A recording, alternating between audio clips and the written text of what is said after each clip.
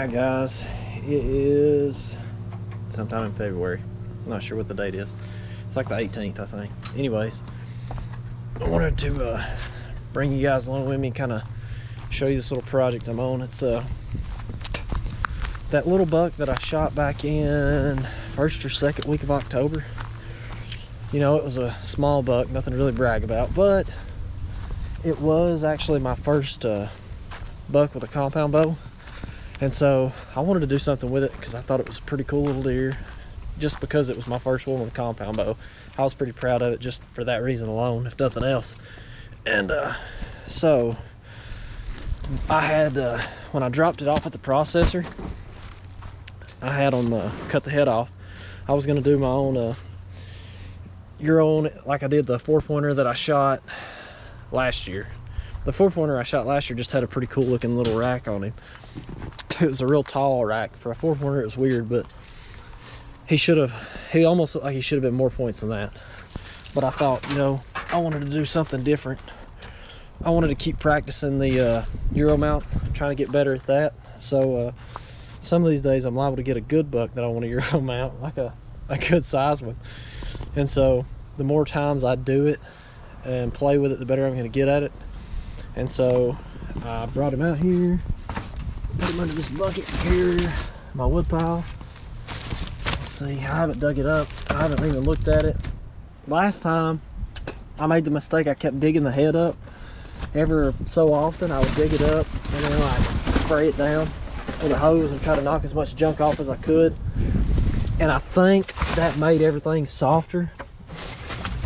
And so it was, I don't think it did it any favors. So I said this one, I was just gonna leave it buried until I decided to dig it up. So from October, let's see, November, December, January, February, so about 4 months is what this head's been in the ground. Let's see. Whew. That root's kind of on there. Let's see if I can wiggle it out here. Oh, perfect. Everything's still, the nose piece is still attached. I don't know. We'll take it over to the hose and spray it off and look and see what we're left with. I think it may be good though. It don't smell, so that's good. I just smelled of it like a dummy, but it don't stink, so that's good. We'll take it out here and wash it off and see what we got. So the last time I did this, you know, I kept digging this head up and I kept spraying it off, trying to knock junk off. I was impatient. This deer, I just buried and left it and didn't dig it up at all. And I think by digging it up and spraying and reburying it, it made all the bone soft. And the nose piece on the front right here it got detached from the rest of the skull on the last one. So I'm just gonna take the water hose and just kind of clean this one up and see that everything's still attached good. I'll show you guys here. It doesn't look like anything has come off of it. The skull has all stayed pretty intact.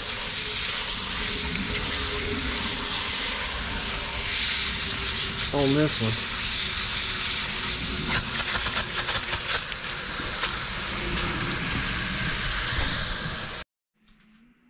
Alright guys, so I got it all cleaned up, sprayed off. That's what it looks like right now. It has no smell. It's been in the ground for a while. Like I said, since October, around the first or second week of October, whenever I got this deer, I can't remember. The teeth, I'm still gonna have to do a little cleaning on.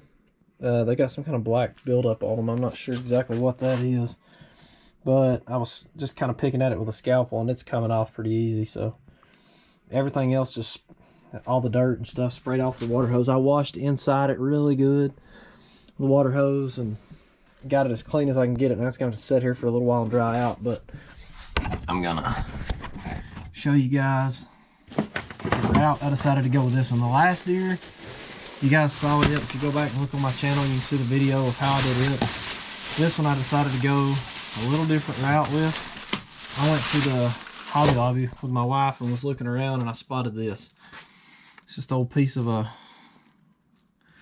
log, little thin piece. It was $6.50, and you can get coupons online for Hobby Lobby all the time. It's probably actually cheaper than that by the time you use your coupon, I don't know. But so I got this. I'm probably going to, I don't know, I ain't decided if I want to stain this yet. I'll probably stain it, or I may not. I'll look at it and see both ways. And then I'm going to take just this little piece of scrap wood that I had, and what I'll do is I'll put this on the grinder and grind this down to where it fits real snug in the back of this, and I'll cut it off and screw it to the board so that it's just, it'll kind of hang just like my other one did off of that board, but we're going to use this instead of one before like I did last time. So I'm going to get some clear and get to working on this, and I'll show you guys how that turns out. Alright, you guys can see here, all I'm doing is taking this peg, so just going to run in the back of the skull and just working it down on this grinder. Taking just a little off at a time, just rounding off these edges and stuff, so it will fit nice and snug up inside that skull. Like that in the other one, it held really, really good. Alright guys, so now what we're going to do is I test fitted my little peg that I cut off to hold the skull, and I'm going to drill me a hole in my board, and then I'm going to countersink. So I'll drill a pilot hole first in here so it doesn't crack this and it doesn't crack this. I'll drill a hole in the back of this too, and then I will countersink the screw in the back side so that the screw actually sets flush, and then we'll just put a picture hanger on it and it'll be good to go as far as that goes. And then we'll start I'll probably start clearing it instead of, I don't think I'm going to stain it. I think I'm just going to clear it. And then I'll clear the skull real good in a couple of days after it dries out, and we'll go from there. So I got it all set up in my vise here. If you can see it, here's the peg right here. We're just going to drill a hole. I got a little wood bit. We're just going to drill a hole right in the back of it for the screw to go in, and all that's going to do is keep the screw from cracking my peg there and splitting it. I'm going to drill another one about in the center of my board here. Hold it off this table just a little.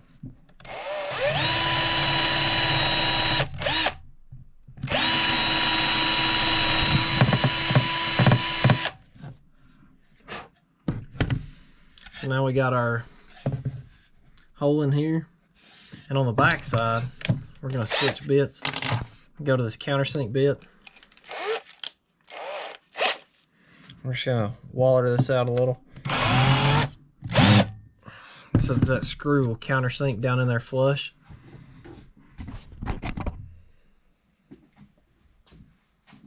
I'll show you guys a little trick I'm using here to get my nails in on this picture hanger. I got this little cheap picture hanger kit. I'm not sure. I ain't really sure where it's from. It may be from the Dollar Tree. I try to do everything as cheap as possible. So I got this little cheap kit. I got these long tweezers. These nails for this picture hangers, they're tiny. There's no way you can hold them with your fingers and get them started. So what I'm doing, it's just holding that tiny little nail with those, and then getting it started like that.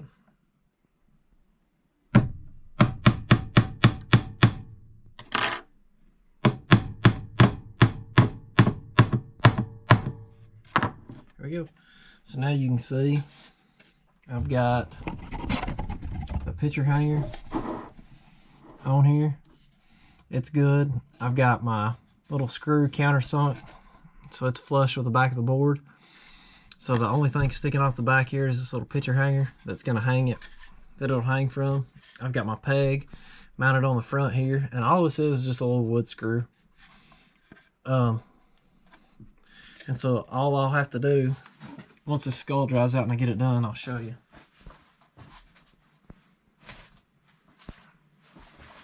So in a few days, when this is all dried out enough for me to clear, I'll just take the skull and that hole in the back right there, just slide it on over that peg. That's how I did the last one that I made last year. Just, you want it tight, so I try to grind it down as little as possible till I get it to fit really snug, and then just put it up against the board. And then, as you can see, it will, it's crooked right there. Let me adjust it. Okay, so it'll hang on the wall just like that. And then you got a cool little mount. The Euro mount itself, you know, I buried the skull so it didn't cost anything. I bought the board, which was like $6. And then I already had the picture hanger and the screws and stuff, so that will be my mount for my first little bow buck right there. And it'll look really good. I'll show you guys what it looks like when I get done with the clearing and everything. But it just fits on that peg, and I mean, it's not gonna fall off or anything like that. Like, it'll hold good. My other one has. I hadn't had any problems at it yet. And this is what I'll use to clear it with, polyacrylic. And then I got some Dartree paint brushes that we'll use here to run that clear on, and it'll look slick when I'm done. Alright guys, so we're gonna take this polyacrylic and we're just gonna brush it on this board just like this. This is Minwax water-based polyacrylic. I love this stuff. It leaves a really good thick coat. It goes on kind of white looking, but when it dries clear. But I just brush all that on this whole board.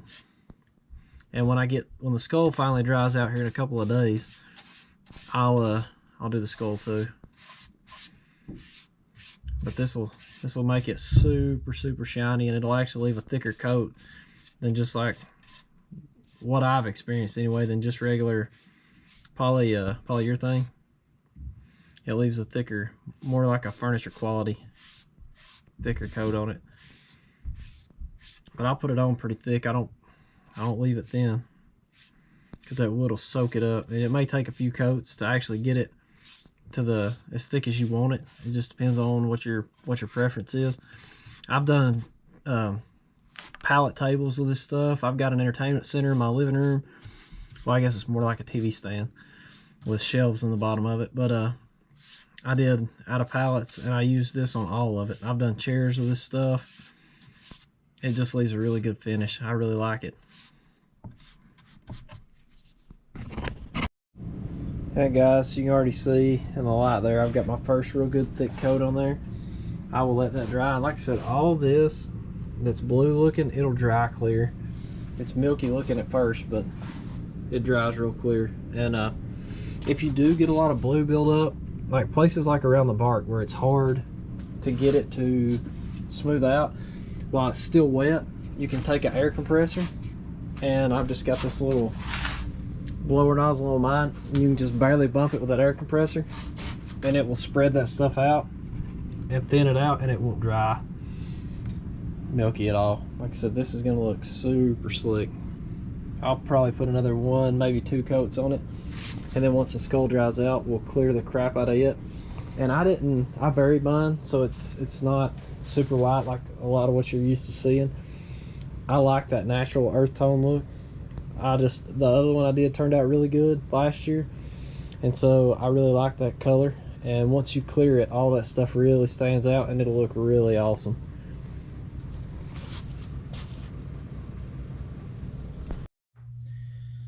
Alright, so what we're gonna do now is while this is it's still got some drying time to do before I can actually clear it and all that, but all these teeth, they're just a little wobbly in here. So we're going to take some super glue, just plain old super glue, and drop in like around the edges of these teeth down in that jawline, so that they won't be so wobbly and they won't fall out, and that'll hold them in place. Alright guys, so it's been a little while. I got the skull pretty dried out. I got my board done. It's hard to tell in this light, but it's like stupid shiny. It's all ready to go. And so now what we're gonna do, I use the same peg like I put on the board. I cut an extra one down to put in the vise just to hold my skull, and I just threw a t-shirt underneath it, so if anything drips it won't get on my tabletop. And we're gonna go ahead and put a coat of poly on the skull and the antlers and everything, and just go ahead and get the first coat of that on. All you're gonna do is just the same way you did the board, just brush it on. And if it does pull up in some of the cracks and stuff, you can take the air compressor and just blow it a little bit. Just hit it with that nozzle on the air compressor, and that'll blow a lot of that, it'll spread it out so that it don't pull up and like stay too milky looking in the cracks. We'll get a couple coats on this. I ended up putting 3 coats on the board itself, and I don't know, I mean, you just got to put them on to your liking, you know, however shiny you want it. I'd put a coat on, let it dry, slap another coat on until I got it to the thickness that I wanted on the actual board. And so we'll do the skull the exact same way until I get it as thick and shiny as I want. I'll just keep adding coats to it. And the last one I did like this, it turned out really freaking sweet, so I'm sure this one will too. I have no doubt. And I'll show you what this looks like when I get it all done. So if you do decide to run the poly on the skull, you can see it's easier for it to pull up and get milky looking in places on the skull. You can see how it's real white looking right there, especially in the cracks is where it wants to stay milky looking when it dries. So I got this right here, and I'm gonna show you guys. I just kind of dust it with this air from the compressor, and you can see how it'll spread that out and not concentrate it in the cracks so much. And that's how you can keep it from actually pulling up in places. Like on the edge here, see how it's real white? You can take it just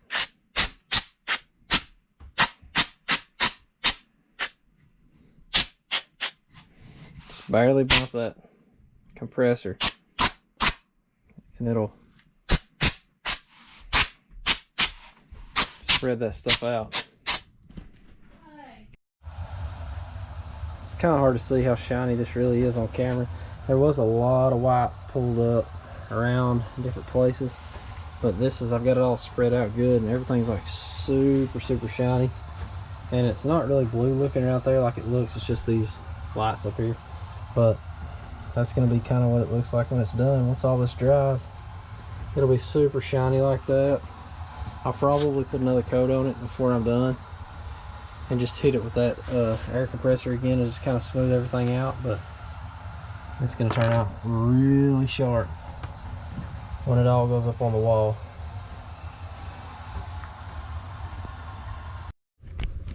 Alright guys, so I'm going to show you, this is how it finally all turned out. Everything's dry. It's hard to see, I mean, how shiny it is. If I take the light off of it, it's hard to tell. If you put the light on it, there's too much glare. But it turned out really slick.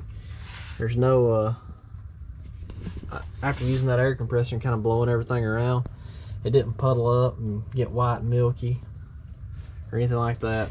I think it turned out pretty slick. And now I just got to get it upstairs and get it on the wall with the rest of them. But, I mean, for no more money than I got in it, I like it.